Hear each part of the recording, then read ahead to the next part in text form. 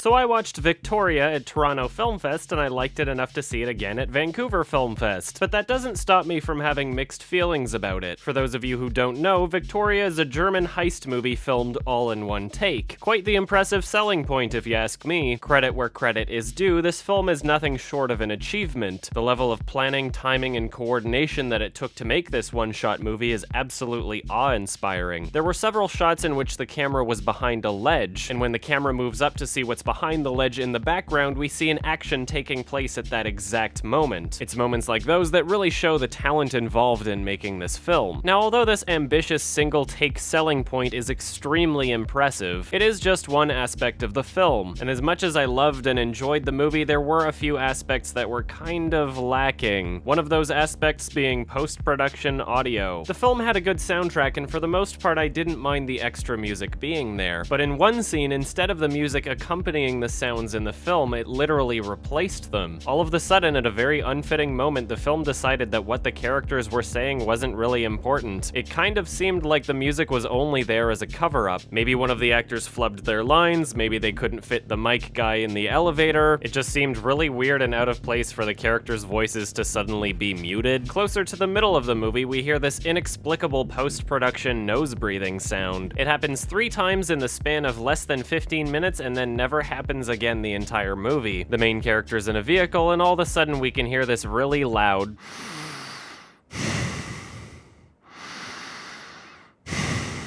My initial thought was, is that the cameraman? Followed by, oh, maybe there's someone in there with her. Then she gets out of the vehicle, and a few minutes later, the same thing happens again. It happens when the camera moves closer to her face and then stops when it moves away. At which point I think, oh, it's just a really bad Foley to accentuate how intense this is for her. But then the third time it happens, the camera's nowhere near her, and she shouldn't reasonably be making those noises. It's confusing, distracting, unfitting, and completely unnecessary. And all it would have taken to fix it would be to just not add it into the movie. Later, there's a sleeping baby in a crib. Later on, the camera's not looking at the baby and we hear it screaming and crying. And within seconds, as the camera looks back towards the baby, it is sleeping again, making it obvious that it was just a poorly done sound effect. Again, something that easily could have been fixed by just not adding it into the movie. And last but not least, the absolute worst culprit of post-production audio cheating was the piano scene. Now, when I saw the film's trailer, it became pretty clear what the marketing strategy was. Much like Boyhood had its own marketing gimmick, this film sold itself on the idea that there's lots of complicated action taking place all in one shot. With the short clip of her playing piano in the trailer, it left me thinking one thing. If what she winds up playing is actually impressive and complicated, then that'll add a lot to the movie. I mean, if it takes a certain level of coordination and you fuck it up, then you have to start the whole movie over. So this is a scene that I was particularly looking forward to, and unfortunately, it is some of the worst fake piano playing ever. You realize that you actually need to press down on the keys for it to make noise, right?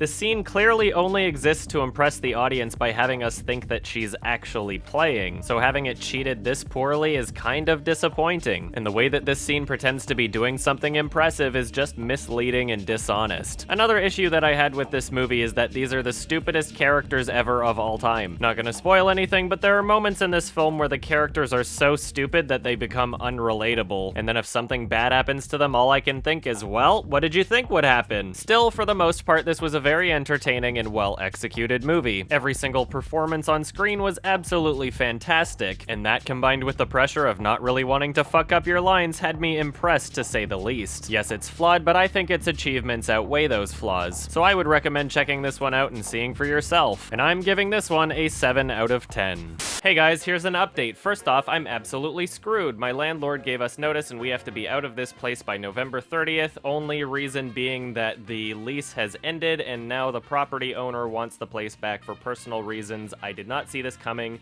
I'm scrambling now to find a place to live, and it is very stressful and kind of a fucking nightmare. I was supposed to check out a place today, and apparently somebody paid the deposit on it like 5 hours ago. It was in a good location too. So far, every single place that I've been looking for, every single possible lead to a place that would have decent transit that's affordable, has turned out to be taken by somebody else.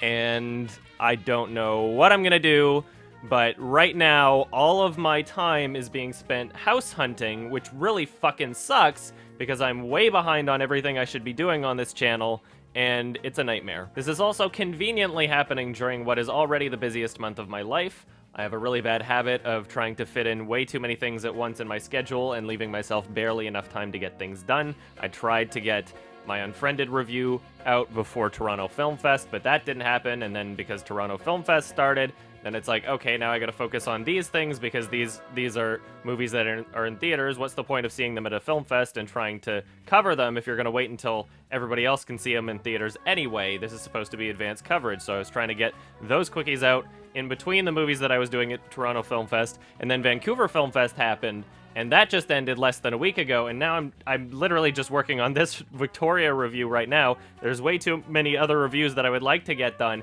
but now I'm struggling to figure out how the fuck I'm gonna get these done. So we're all gonna have to be really fucking patient, and I hate this shit. I really, really, really fucking hate it. Also, starting tomorrow, I'm going to be in Los Angeles for a few days. There are some podcasts that are having me on as a special guest. These are shows that I believe quite a few of you already watch. I will be posting about these on Facebook and Twitter. This was scheduled many months ago, so if I had known that I would be house hunting this month, then I might have rescheduled it for a different time. However, everything's already booked, and I'm committing to it, and I'm gonna try and enjoy myself as much as I can, despite probably going to be on my computer house hunting for a lot of it anyway. I will also be trying to edit shit as much as I can while I'm there. I don't know how I'm gonna do all this shit. I'm gonna try as best as I can, and that's all I really wanted to communicate, is that I'm trying as hard as I can, and I don't know what I'm gonna do. Also, Canadians, Monday, October 19th, this is a very important federal election. Go vote. If your hours of work do not allow for 3 consecutive hours to vote, your employer must give you paid time off. You have no excuse not to vote. Please vote. Go do it. For my sake, vote. Do you feel like your vote is being split because of our first past the post system? Go to strategicvoting.ca and it will give you advice on how to strategically vote. Anyway, just wanted to give an update to let you guys know that I'm being hit with a ton of bricks. So as much as I'm trying to get things back on track, it might take a little while longer than previously anticipated. First things first, find a place to fucking live.